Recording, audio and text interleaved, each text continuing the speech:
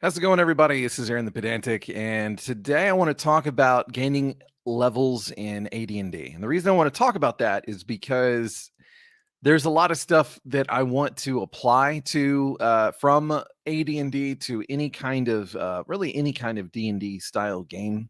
That I think that any D&D game can benefit from almost anything in the first edition Dungeon Master's Guide. And this is something especially, and I know it's ironic because there are a lot of people that absolutely despise with every fiber of their being training rules. Well, training rules to me are actually a pretty cool idea, but um, I don't I don't think there's any merit necessarily in applying them exactly as they're written, just because that's how they're written. So I just wanted to spell that before we get into anything else. And I think that that applies to everything with first edition AD&D.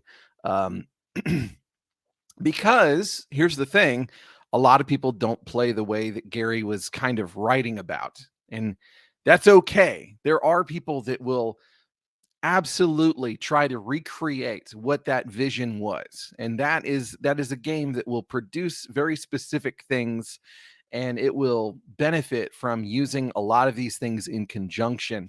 But not everybody plays like that. There was a very specific kind of game that was played back in those days, and people don't typically do that these days. So we'll get into that in a minute, but I guess I'll lead off. I always like to do this disclaimer that I'm not an expert. This is my impressions based off of me doing a lot of playing of D&D, and looking at this and looking at what Gary Gygax supposedly did with his actual games, and what people have told me about their experiences. And so it's just kind of an amalgamation of a whole bunch of different kinds of experience. But I'm not, you can see that I don't have the years on my face in order for me to claim to be some sort of expert. So if you're looking for that, this probably isn't the best place to go. But if you're looking for opinions, then here you've landed at the opinion channel. How's it going, Squirrel Hermit? Good to see you, man.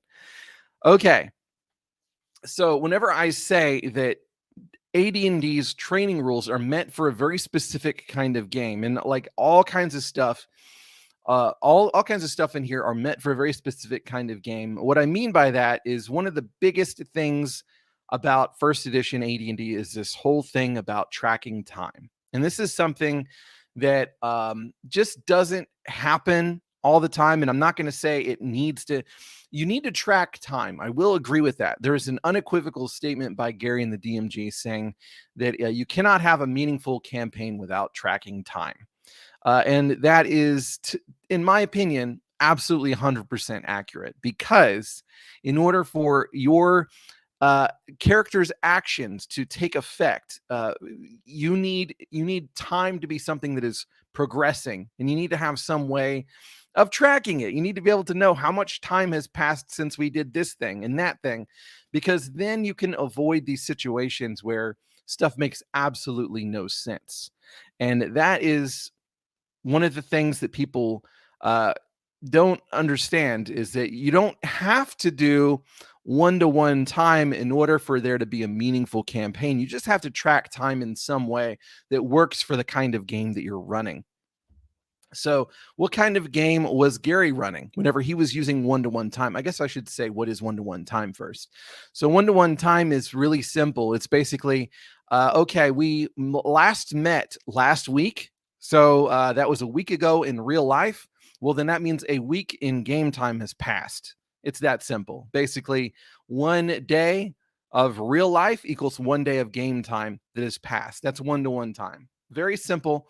And the whole point of that is to be able to have all kinds of different games, with different groups, possibly same DM, running simultaneously, and still being able to have some semblance of time tracking actually working properly. And what that's going to do, because, obviously time is going to pass at the game table for people in weird ways. There are going to be times where we're not going to just stop playing because we've decided to camp for the night. At least I assume that that's not how it was done. But what we may do is, yeah, we started on January 1st, and we started playing on January 1st on Wednesday in real life, right?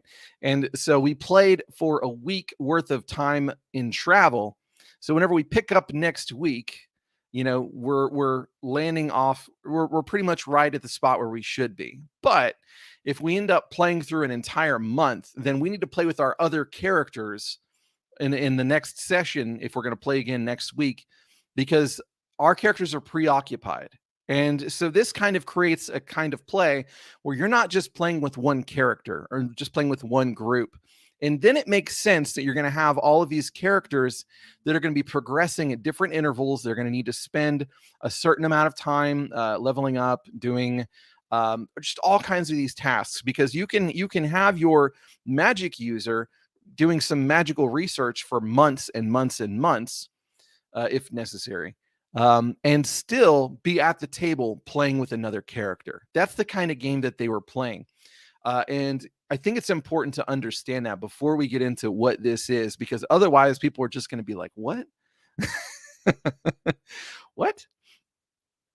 So, that being said, unless you are playing that exact kind of game where you have multiple groups of players, multiple groups of characters, each player is playing multiple characters, swapping them in and out, maybe even playing multiple times per week, then unless you're playing that kind of game, then there's a very good chance that you don't need to adhere 100% to everything that's on this page. There's not necessarily any particular merit to it. But if you do, you will end up with a very certain product, and that product is AD&D as written. Okay, so I just wanted to get that out of the way. Let's see some comments. Squirrel Hermit says time needs to happen occur. It definitely gives the game world meat on the bones. Absolutely. Black Dragon RPG. I can't help but wonder, is that my friend Black Dragon, or is that another Black Dragon? It's a very common name. But how's it going? I'm going to assume that's the real one. Squirrel Hermit says a stable of characters can be fun. Yes, yes, they can. And that's something that I have done before in my Old School Essentials game. We had a public game. I was basically trying to recreate this in a way, not necessarily with this leveling, but just with the multiple characters, with the one-to-one time and all that kind of stuff. And you know what? It worked well. We had multiple referees running games throughout different points in the week. And you know what? This guy would come and play in my game on Tuesday, and then I would play on their game on Wednesday. And then, we would be swapping characters around because the characters would be preoccupied doing this delve or that delve, or they'd be regenerating or whatever. So anyway, let's get to what this actually says. So now that we've come up and said, listen, this is written for a very specific kind of game, then what exactly does it say? Well, basically, what it says is that you can get the amount of experience points you need to level up, but you're still not going to level up yet. And that is, if you can take nothing from this, I think if nothing else from this, take that. Just be like, okay, you can get to the point where you need to level up, but not level up. And that is actually a profound statement in this day and age, because a lot of people feel like, well, I've gotten my experience points. I want to level right now, please. Like maybe not even with a long rest or anything like that. So being able to tell them, not only do you not level up now, not only do you need a long rest, but you also need to take a period of time to train in order to manifest all of this stuff that you're about to get, all these improvements, which admittedly in first edition, a lot of them aren't going to be as profound. These changes from your character from one level to the next, there aren't going to be this enormous change that you get as you do with the newer editions, but they aren't negligible. They aren't insignificant. Some very clear examples of things that are like, oh, that's a big change, is going to be like the druid, where all of a sudden it's like, yeah, I was before not able to do this, but suddenly I can tell all these different things. I can tell, is this poisoned water? Is this, you can do all those things all of a sudden. So a lot of it tends to be with the subclasses, I've noticed. But in any case, the idea is that it's going to take a little bit of time for these things to manifest. So how much time are we talking? Well, anywhere between 1 and 8 weeks, basically, is what you're looking at. So what you see here is you see there is this E, S, F, and what is that? P? Hold on. Yeah, P. E, S, F, and P. Okay, so what you do is you rate every character, or you rate the character that's leveling up based on how they performed on their adventures. Did they role play accurately and all this kind of stuff? And if they were excellent with few deviations from the norm, then they get a 1. And the 1 is good. What you're going to do is then you're going to average all of these different all these different ratings that you give them based on their how they performed on these adventures. You're going to average it, and then that is how many weeks it takes for them to train with a trainer. If they train by themselves, you double it. I'm pretty sure that's right. I'm going to feel silly. I'm going to feel silly if it's not accurate, but I'm pretty sure. I'm pretty sure.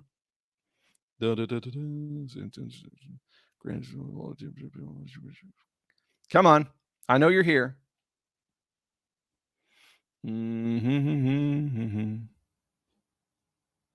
I'm pretty sure it's doubled, but I'm not seeing it.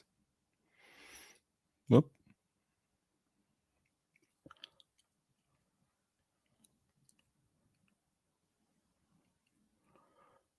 Exception. Performance owners need not be tutored, but there will be twice the indicated period. Yeah. Okay. So it's doubled. It's doubled if you try and do this without a trainer.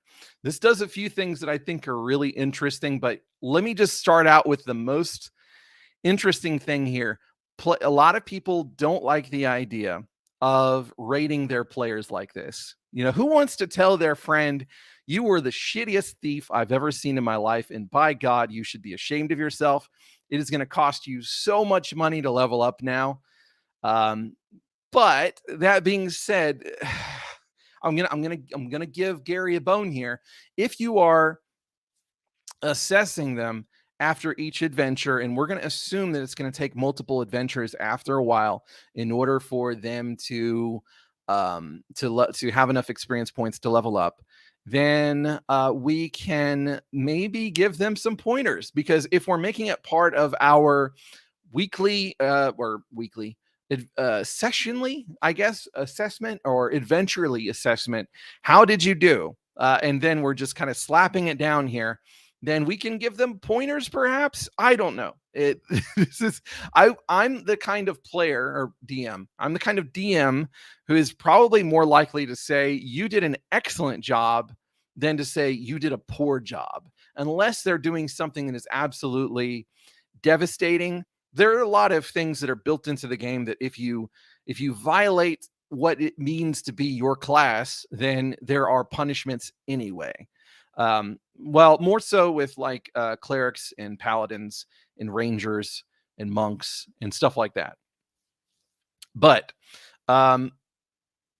yeah, so I don't know how I feel about this necessarily. So far, I'm giving ones. call me a wuss, but like, well, actually, no. There may be some that I could see myself giving a 2 or a 3. More norm than deviations. Yeah. People may feel uncomfortable giving these assessments, and plus, this is just another way that your characters are not going to be lined up with each other. So you really have to ask yourself, are you expecting for these characters to level up, to need to take different training periods separate from each other? Because already, if you're implementing that, then you're already kind of, you're changing some things that may have profound impacts. Because all right, in my first edition game right now, one of my thieves is already ready to level up. So that means that while everybody else is still needing experience points, he is going to need about a week if he can find a tutor, or 2 weeks if he can't, in order to get the kind of experience that he training that he needs in order to progress to the next level. If he doesn't do it now, then he's going to be vulnerable, and he can potentially hit a cap of XP that he can't progress anymore until he gets his actual training. for if they hold off, though, if everybody holds off, you have to remember first edition AD&D has a monthly expense, 100 GP per level, per character, per month. So if you're a level 5 thief, then you spend 500 gold pieces every month just keeping up the lifestyle of a level 5 thief. Again, this should be starting to sink in for a lot of people, that like there are a lot of assumptions here, a lot of things that you really need to take in to understand what exactly this game is. It's not there's a reason a lot of people threw a lot of this stuff out. And I'm just going to be perfectly frank. The kind of game that I'm running right now with first edition, which is basically bi-weekly. Well, it's in every other week we play with 2 different groups. So this week is group B, next week is group A, et cetera, et cetera, et cetera. And so that means they only get a chance to play every 2 weeks. And we only play for about 3 hours, roughly.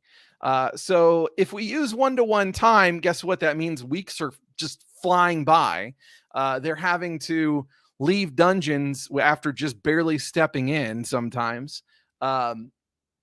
It just doesn't quite gel, because the idea is that there were people that would play entire weekends. That's the kind of thing that they would do. They'd play like an entire weekend. They'd play for several hours a night. I don't know when Gary had a chance to sleep, honestly.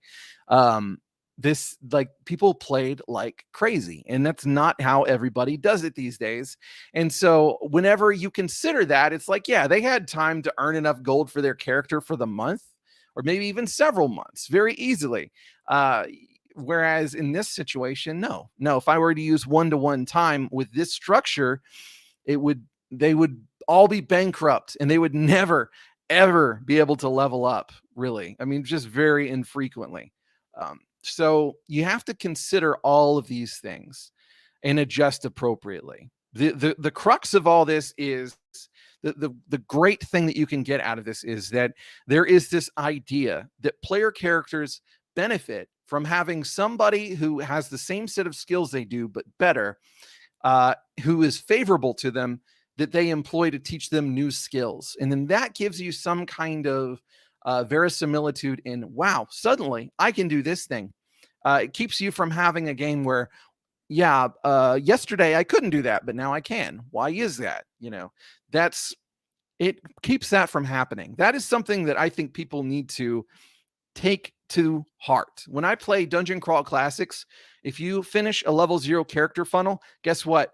We're not starting at level 1 the next day. It's like 6 months later, because guess what? Somebody in that level 0 character funnel was not a wizard, and then they were a wizard, and suddenly they have all of these spells that they couldn't do the day before. No, it doesn't work like that. There is a gap in time that we're not really going to focus on that much. And all of a sudden, 6 months later, you come back and you have trained, you've learned these magical principles, and you are going down the path of being a wizard.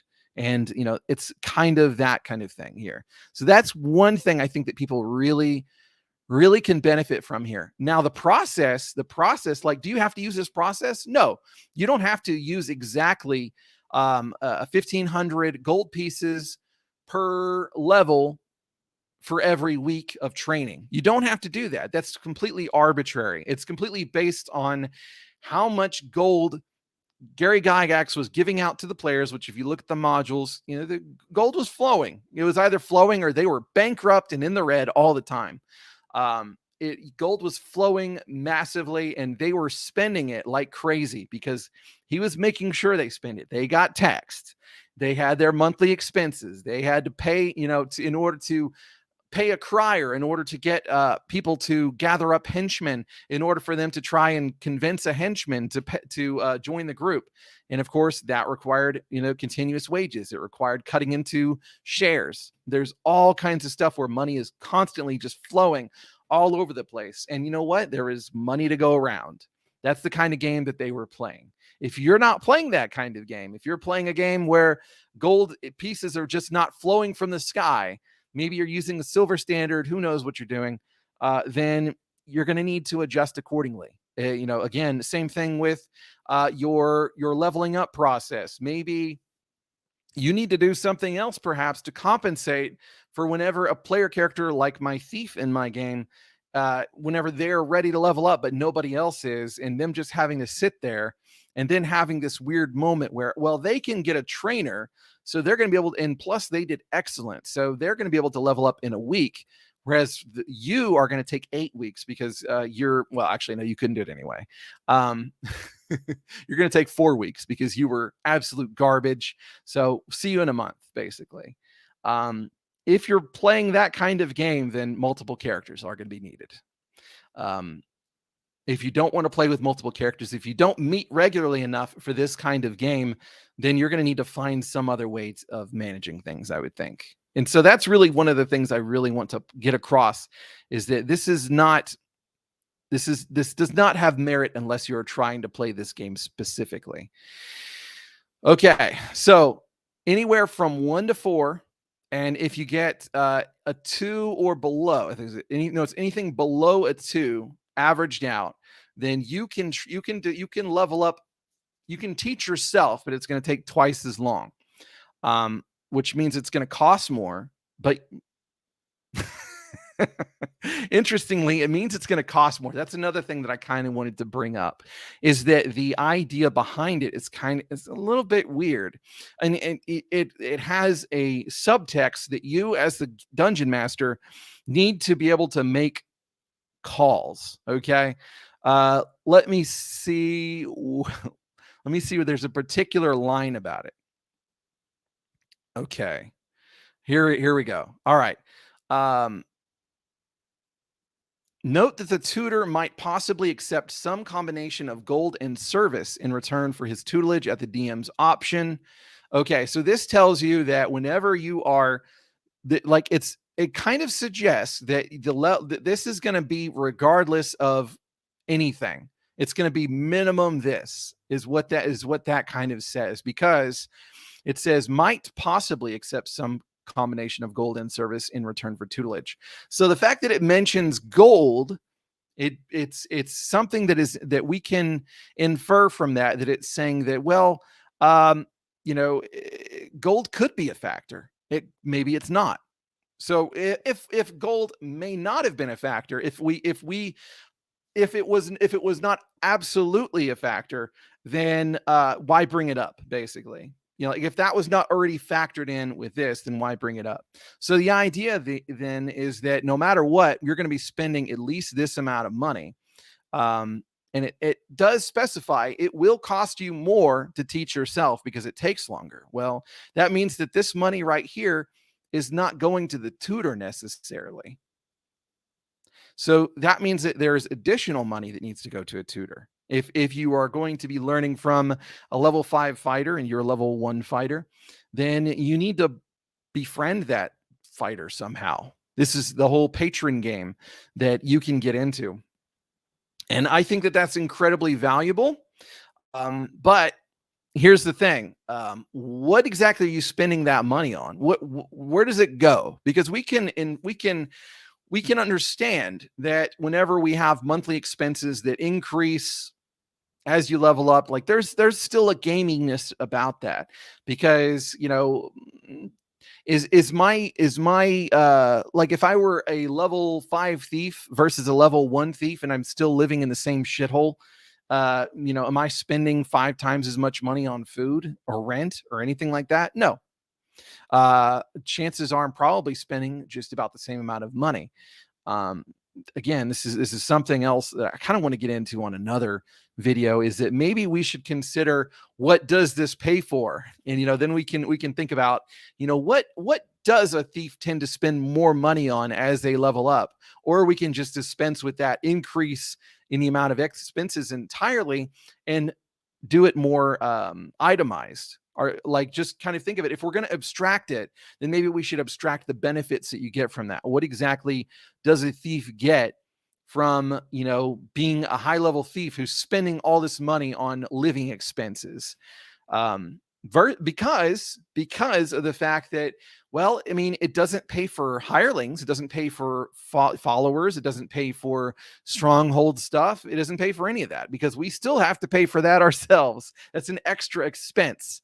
So again, this is where I'm trying to say, people, you do need to understand that the DM, you should not read this as written and then think that this is the game, this is the way to do it, period, end of story. It's a way to do it, and sometimes it doesn't exactly make sense. And that could be that it was because Gary was just doing things in order to present interesting ideas that he thought people would like. It could be any number of things, because we do know that he didn't end up actually playing with a lot of this stuff. Well, not a lot of this stuff, with some of this stuff. We know that he didn't play with some of this stuff. Some of it, he did it because it was interesting, because it appealed to this person or that person who was asking for it. And here you go. I hope you enjoy it. It's not my thing. We know that he didn't do psionic rules. We know that he didn't really use weapon versus armor type. There's a lot of stuff that he didn't really use. And there's some things that we really can't be sure that he implemented very strictly. So all of that being said, if even the designer was not that so confident, so not confident, confident's the wrong word, so invested in these mechanics that they didn't use them themselves, then why should you? The answer would just be that people have practiced with them, they've used them, and they found them to create something beneficial out of it. That would be the reason, right? But most people I've talked to said, no, we threw it out. And there are a lot of people that have recreated them in more serviceable ways, and that was the best way to go. So I think that is probably the direction that I'm going to go. I'm going to be looking at all this and saying, if you are a fighter of X level, then maybe instead of me having all of these extra little itemized expenses that I'm doing, where you're paying for this, you're paying for that, we need a spreadsheet to handle all of your monthly expenses. Maybe just use the monthly expense and say, what does that buy you, basically? But then again, that would deprive people of a certain aspect of play, which is the actual, I'm gonna hire this guy, I'm going to hire that guy, I'm going to hire that guy. If we were to connect those things together, it might deprive them of that experience. So again, everything is just going to be connected to what kind of game do you want to run? What kind of game do your players want to play? What do you want to spend your time doing at the table? A lot of times, what I want to do at the table is I want to go exploring some places and, talking to people in town and trying to figure out, what's going on in this place. That there's something strange in the neighborhood. Who are you going to call? Okay. I've ignored comments for a while. So let's see how comments are going. Okay. Wizard Jim says, would love to employ a time management system that makes spell research and item enchantment more feasible and important. Yeah. You could very easily just reduce, like take baseline and then just reduce it. Cause a lot of it is like, it's this much times spell level or whatever. So just change how much this much is, change the X variable, but keep the times spell level. And it's still going to end up having, you can reduce the overall impact, but you can still have the scale be proportionate, if that makes sense. And I think that would probably work. Do the same thing with gold, because do that with time, do the same thing with gold. That, to me, is probably the best way to go that I'm guessing at. Again, I'm not like an expert with this stuff. This is just me riffing on all this. Okay.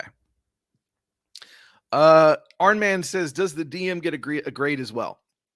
That would be an interesting exercise to try and figure out what exactly would it look like for the players to be able to give the DM a grade, and for that grade to have some kind of impact on the game. I mean, there is the ultimate grade of, do you want to continue playing in the game? And that's a pass or fail, pretty much. Well, I say it's a pass or fail. It's a pass or fail, but it's also I'm going to complain. I'm going to do this. I'm going to do that. I'm going to try and swipe some players and do my own group. I guess there are a few more alternatives to what could happen. But so do we have any kind of mechanism for the DM getting a grade? No, I don't know what it would look like exactly.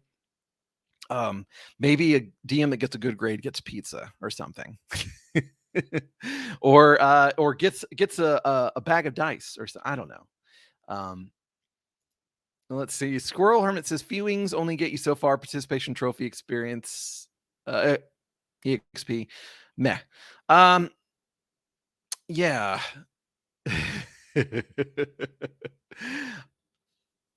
So me as a player, I don't think that I would be. I don't think I would be upset if a DM gave me a poor rating on something. But here's the thing: it's incredibly subjective in a lot of ways. It's incredibly subjective. So invariably, what's going to happen is we're going to argue. We're going to have a difference in. Well, we might not argue because I may be passive or I may be passive aggressive. We may have a difference of opinion, and like that may come to a head at some point. It may get kind of ugly. There are plenty of vectors already where we may have these differences of opinion, but I don't know. So again, I don't know how I feel about that whole thing of rating the players in that capacity, because it's just touchy. You know how long we've been arguing about alignment, and then we have to factor in alignment questions in how closely are you adhering to what a paladin should be. Whenever we're doing all of that stuff, it was bad enough whenever we were already having to think about possibly removing all of their powers forever. But whenever we're having to do it on a smaller scale of, well, you kind of stepped out of line a little bit here. But maybe that's kind of a nice little warning. You're kind of stepping out of your paladin zone. You should, you're getting a lot of P's. You should be careful. So, I don't know how I feel about it. I think I'm more prone to give rewards than I am to penalize. Just personally, give you rewards for doing good stuff, than penalize you for doing mediocre. Basically, I think that's. And ultimately, they're going to look at that stuff as being a penalty. I guess if you give rewards so frequently to everybody, then anytime that you don't do it, it's going to feel like a penalty. But still, that's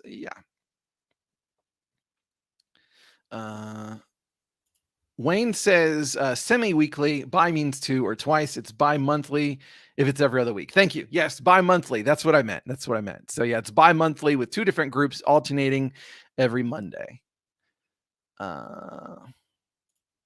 Actually, Arnman says, I wish it was that simple. Dictionary bi-monthly, done, produced, or occurring twice a month or every 2 months.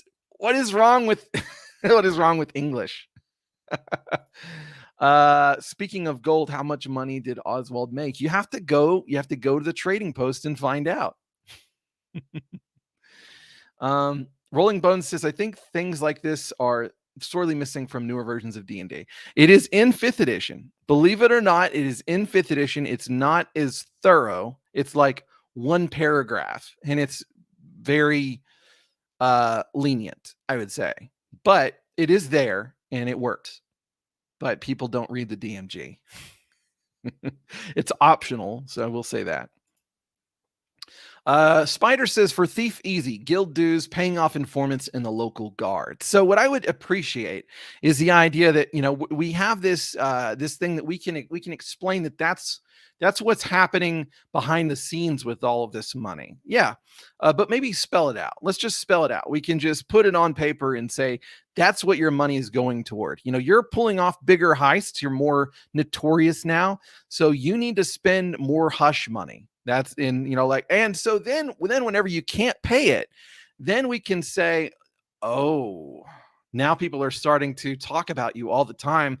You're getting more looks as you walk around, and you feel like you're being followed all the time. Then you can really get into what's happening when you don't pay, because that is an interesting question. What happens whenever you can't pay your monthly expenses? And we're not just tying the monthly expenses to wherever you're living. Squirrel Hermit says different strokes for different folks. Absolutely. There's nothing wrong with just taking AD&D's like player options rules and all that. Just take the complexity of the combat and all that. So there's nothing wrong with doing that and just doing nothing but pure dungeon crawling and saying fuck everything else. And, fuck all this timekeeping. Like, there's nothing wrong with doing that. It's just, it's a different game. And that's kind of the thing I'm trying to say is like, there are a million different versions of AD&D that people have played. And, very, very few have played it the correct way.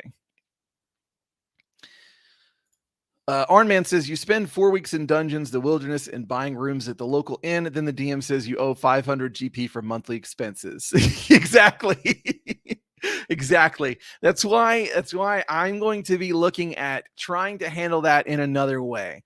I think that the baseline, like 100 GP per month for level 1, maybe that makes some kind of sense. I would have to look at like what is property values, what is food. I'm sure somebody's already done all that work. I wouldn't really be remiss to just throw a number out there and stick with that. But as far as the continuing everything going up higher and higher and higher and higher, I don't know about that. I don't know about that. I know that a high level character is probably going to be sitting on a lot of gold if they have a DM that is giving a lot of gold. It sounds obvious. It is obvious, but like we have to think about these things because some people don't like giving out gold that much. And even Gary in the DMG says basically that, wow, when people use those treasure charts, they end up with a lot more of this thing or that thing than I expected. So like, don't look at these things and think this is going to create the exact thing that we're looking for. No, it's not really going to do that because it was never intended to do that. It was intended to just be a complete game with all kinds of really interesting rules in there. That's and some of them being the ones that Gary used. Rolling Bones says, I mean things like spell research, magic item creation, searching for spells, searching for items, or looking for training can make for very cool quests. Those started going away in 3rd edition. I don't know about 3rd edition. In 5th edition, it does in the DMG have all of that stuff. Not really looking for a training patron. It just basically says, well, you've got the experience points. You can just take the time and you're fine. You don't need somebody to actually teach you how. That's something that's not listed in there. So I'm glad that they included it because at least some people could know that it's a thing if they ever read the damn Dungeon Master's Guide. But it's not in the culture. It's not in the play culture. And I would like to instill that. So one of the videos I'm going to make soonish is going to be like a very 5e friendly version of me like telling people, hey, try this out. Flashy lights, pretty sounds, trying to attract the low attention span people and get them to be like, oh, maybe this is a good idea. All were gone. They're not gone. They're just not part of the core rules necessarily. Let's see. Proudfoot Underhill says, howdy y'all, just bought AD&D 1st edition hardcovers from Drive Thru RPG, waiting for it to arrive. Hope the binding is okay. I don't have their print on demands. I got mine from a friend. And then I got another one from, like a secondhand online store. As far as the Monster Manual goes. And, there is something very special about the original printings. I don't know about the print on demands, but you know what? If it comes together in one piece, it's going to be a great game. I hope that it is that the binding is good for you though. He says, yes, it is there, but let's be honest, it's weak. It is weak, but they know what audience they're shooting for. And the audience that they're shooting for isn't really comfortable with like being told, these kinds of rules, like they would read these things and they'd be like, this is a bad game, instead of like I'm doing, where I'm reading these things and I'm like, okay, this is a very specific kind of game. Does it match what I'm trying to do? No, not exactly. So then I need to alter it. I can alter it and still try and accomplish what it tries to accomplish, but I can do it in a way that works with the way I play the game. Some people just don't do that. Instead, they're more prone to just want to hand wave. Let's just hand wave, and we're going to do the stuff that looks like how a lot of other people. I don't mean to shit on 5th edition players. I'm going to stop. I don't have any animosity toward them or anything like that. There's nothing wrong with the way that they play necessarily. Okay. Robin Erdwin said, it is my understanding that Gary did not implement most of the rules he wrote. It makes sense to me. Who wants to spend all that time keeping records in every little thing? I know that there are people that want to do that, but was Gary one of them? I'm not really sure. I didn't know him. And from most of the stories that we hear about his game, they seem to be centered on the dungeon crawl, how he would punish you by you not noticing that there was a change in slope, and now you're on a different level. Now your map is all kinds of fucked up. That seems to be, and really just kind of like having this back and forth with his players. His players start adapting to his thing, so he has to throw him a curveball. Now, y'all are getting all kinds of magic items. Well, this time that I hit you with a fireball, guess what? Roll saving throws, and all that kind of stuff. That like the game just had to keep moving along so that they would continue to be challenged.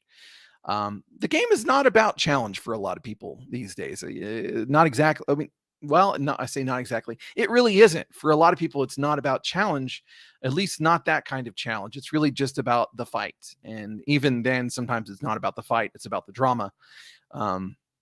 So, you kind of have to want to be challenged to want to play this kind of game. It's just how much do you want to be challenged? And Robin creates a very solid point. This kind of challenge, with doing all this stuff is just not worth it for a lot of people. And that's fine. I need to find exactly what level of challenge I'm interested in. I haven't found it yet, but I know that it's more than the basic, but it's not AD&D raw. Carl says, just let what lifestyle you are at influence how much you heal. The rich can afford the best of healthcare. Suddenly players want a high upkeep lifestyle. That's a very interesting thing. That's a very interesting thing to consider. Natural healing being improved by having like apothecary friends or something, like some, doctors that can take care of you. Robin says, I prefer the 1% of your XP is how much each character pays for upkeep the best. 1% of your XP. That's interesting. I haven't seen that before. I've seen 1% of your strongholds, like total price being how much you have to pay in taxes. I think it's per month. And that kind of works for me. The OG is hard to find for a reasonable price. I am not knocking print on demand at all.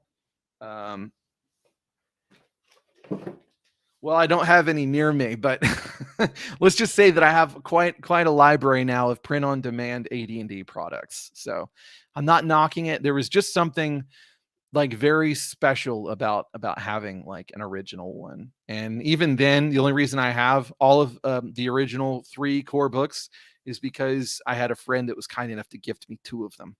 So there, and one of them was a Christmas present. Okay. Carl says, also a lot of DMs let you spend gold for experience used in training at a higher rate than just having a party, etc. Huh. Christiana says the correct name of AD&D magic items collection is Encyclopedia Magica. There are about 5 tomes, highly recommended. Yes, I downloaded. I purchased on DriveThruRPG. It's $20 to get the PDF collection of the Encyclopedia Magica books. It's I think there's 4 of them. There's like basically 3 and then a big old index one, and it's like I said, it's $20. If you buy them individually, it ends up being like $40. But if you buy the collection, it's $20 PDF. The print ones, you're going to pay some serious money. You're going to pay some serious money. Robin says, what happened to on-the-job training? Well, here's the thing. That makes sense to me for a fighter and a thief. Maybe a thief. So a fighter, I mean, you get better at, well, actually, I don't even know if that, because here's the thing with a fighter. You get to X level. Now you get new weapon proficiencies. Well, when did you get better with that weapon? During your training period. Yes, you kind of end up with the same problem. Yesterday I was able to swing this much. Now I can swing this much because now I hit the level where I can attack more frequently. There is the whole abstraction of what exactly is an attack, what is a hit whenever you're fighting over a 1 minute round and all that kind of stuff. That's a whole other subject. So that's really not as grievous there, but but yeah, whenever you're talking about like a wizard, magic user, for instance, or really any of the classes that all of a sudden get something really profound, like I mentioned the druid before, like going from level 1 to level 2. Wow, all of a sudden I can do this stuff. That's on the job training is not going to cut it. I don't really buy that necessarily. At that point, I'm kind of just pretending that break in verisimilitude isn't happening. I'm just kind of ignoring it for the sake of the game, which is fine. There's nothing wrong with people doing that. But like, there's going to be probably at least one person at the table that's like, I couldn't do this yesterday, but now I can. That's really weird. What changed? Something clicked whenever I fought this guy now, but it doesn't really work with a lot of things. Indigo says, isn't pooping on 5e our new favorite pastime? It was for me for a little while, but it got old. It just, like Squirrel says, no pooping in public. Arnman says, on the job is best, or why is it you are all of a sudden eligible for level up training? A rich kid just trains to 12th level, no adventuring required. Well, you need both. It's, you don't just pay for it. You don't pay for XP. You have to earn the XP, and then you have to take the time to let the training become something new, and really it is just an abstraction. So for a druid who's getting those new mysteries, they are spending time in nature, learning more about, what about the clear, water purity and, different kinds of, just that kind of thing. Because you're not going to learn that stuff just going into a dungeon crawl. That's the ultimate thing.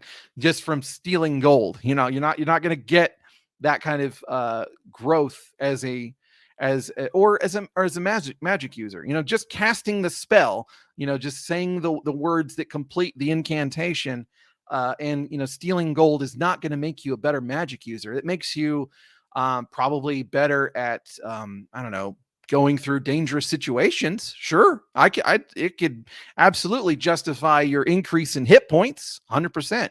But does it justify the fact that now all of a sudden you can do these better spells? Because again, we do have to actually commit. We have to actually learn our new spells. We have to make them happen. It's not just something that, boom, I have new spells. Yeah. Unless you just want to throw Vancian magic out the window. So then we have to have some kind of, you're doing something for some period of time that justifies you suddenly being able to do more than you could before. So no adventuring required is not accurate. But just on the job is not accurate either. It makes sense for a fighter, and for a thief, maybe, but not anybody else. Let's say your thief never successfully picks a lock during all of your adventures. Why are they getting so much better at, well, I say so much, it is very incremental. So that may not be the best example, but yeah, like maybe they're not even bothering to pick locks, but you keep on adventuring and, oh, I'm actually better picking locks now. Why? It's because you spent time training with somebody who was a thief, a better thief than you, or by yourself, but for a longer period of time, practicing on locks in the shadows. That's why. You are practicing sneaking around. You're practicing doing these things. That's our abstraction there that we're using in order to justify the improvement in abilities. And I get it if people don't want to. If people don't want to deal with it, that's fine. They don't have to deal with it. They can choose to not deal with it. But I wouldn't say that mean because you don't want to deal with it does that it's not like a justifiable thing to do in your games. Let's see. Brad says, Aaron breaking verisimilitude. Sometimes you just gotta. Aaron seeing someone else breaking verisimilitude. No, yeah, do as I say, not as I do. That's the thing. I mean, yeah, sometimes you just got it because and we all have different levels of immersion. Things that are going to break our immersion. It's going to vary from person to person, and that's fine. But like I think that it's important to not just dismiss it entirely. Let's see. Squirrel says, I enjoy the idea concept of forced downtime via winter, monsoon, harsh heat, summer in a desert. This is when the company of adventurers train and level and make stuff and blab and etc. Yeah, that's a really interesting concept. I mean, so that's something that, like I was saying with the 1-to-1 time, it was kind of it worked because you were gonna have to do downtime. Somebody was gonna have to do downtime in order to learn their new spells, or to research new spells, or to create a new magic item, or to do this thing or that thing, to do their long period of training, to whatever, or they're just off on travel time for a long, I don't know. It's gonna be a long time before they get back because they went off, several weeks of travel away, and they did their adventure, and then it's gonna take them like, this much time to get back. And this other game, we don't want to go too far ahead of the other game, so we're gonna play like with a different group for a while. I don't know. Yeah, but that's another way. So just be like, well, it's, the weather's really frightful. The fire's real delightful. So just stay in and train. Spider says, enforcing cost and need trainer is good to make rare cases more grounded and woven into the world. You want to be a higher ranked druid, need to seek out the local coven, etc., etc. I like the, again, like, do you want to take the time at the table for them to develop these relationships is a question. If with the group B, I basically said, you start with a patron. You've got this guy who is giving you access to training for just about almost any class. He's got connections, because he's very influential, and he's going to make sure that you learn all kinds of stuff. He even, gave them like a starting bonus. And you know why I did that? Because I wanted to have one game where we really focused on the dungeon crawl more. Like not having, I've got the hard mode and I've got the normal mode, basically, or you could call it easy mode. And then the other group, they actually have to go out of their way to develop those relationships. So, they've saved some people in Hamlet. Well, that means that some people are going to be more interested in helping them out. Do those people have classes? If they do, then maybe they can be your trainers for a while. Maybe they know somebody, that's the kind of thing that you can do there. Indigo says, I like the idea in the One Ring RPG that has two phases of play, adventure phase and the fellowship phase. Fellowship is downtime where the training can take place and is part of the system. Yeah, that's cool. It's cool whenever you have those specific dividing lines, because then, you don't, and I guess one thing that I've been neglecting to mention is the fact that natural healing kind of necessitates a lot of this unless you have a cleric. And even if you do have a cleric, I mean, you're probably not going to have enough natural healing to go around if everybody's pretty well spent. So, yeah. You learn from failure. That is true. You do learn from failure, but there are some things that are a lot easier, all right. I don't have a whole lot of time. I'm actually about to, I have like 5 minutes before I have to cut the stream off. But one of the things I wanted to bring up is that so this is a basic thing. I don't know if this is an AD&D thing. So grain of salt. You try your pick open locks, you fail. What happens? You cannot try again until your next level. Okay. What does that represent? That represents something that is beyond your capabilities. So, yes, you learn from failure, sure, but there's a certain point that you just can't surpass. And I know for me, this is going to be something that, like, when you're dealing with traps and things like that, especially mechanisms, because I've done technical work in real life. Yeah, there's some things you can fumble through and you can get it, and it's fine. Like, you can fail and fail and fail and fail, and you're going to eventually get it. There's some things that you actually just legitimately need. Like, it took a long ass time for people to get to the point where they are now, where they can instruct you to get through something and be able to do it yourself. Where just fumbling through it is just not going to do it most of the time. Like, there are certain situations where that's going to be the case. And so I don't, like, you're not going to fumble your way through a successful wizardry like thing. Like, that's really not going to happen. Like, the progression, before, all these magical secrets that you're uncovering were from probably like thousands of years of people just sucking at everything all the time. And then now, because of the technology that they have left behind, the magical technology, quote unquote, now you can accomplish what they couldn't accomplish in entire lifetimes. You can accomplish in 10 years, and then maybe your predecessors can accomplish in 5 years. So Arnman says, unless you role play the training, it is just an abstraction of thought, not gaming and not fun. Just say a level, cost, EXP, and GP, and get on with the game. But we do need to track time. And you can't unequivocally say not fun, because you have to qualify what is fun. Okay. Is the objective of D&D just fun? I don't know. I think it's some kind of fulfilling exercise, some kind of like immersion. And sometimes AD&D isn't fun. Sometimes AD&D is frustrating. Frustration is its own form of fun in some ways. So, yeah, I don't necessarily.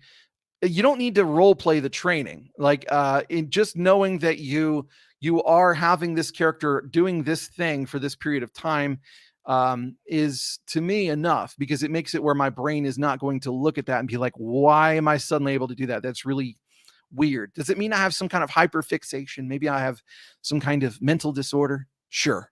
you can think that if you want to. Let's see. I have like one more thing, and then I gotta go. Christiana says, Priest Spell Compendium and Wizard Spell Compendium, highly recommended. Orisons and cantrips are well defined. There's nowhere else to be found wizard progression systems. I will check that out. It's definitely on my to-do list. It costs money, and I was only wanting to spend more to get the what's it called, the Encyclopedia Magica. So anyway, that's all I have time for right now. Thank you all for stopping by. Long story short, cool rules here. Check them out. Implement them if you want to. Change them however you want. And there's a lot of really cool stuff in the first edition. So check it out.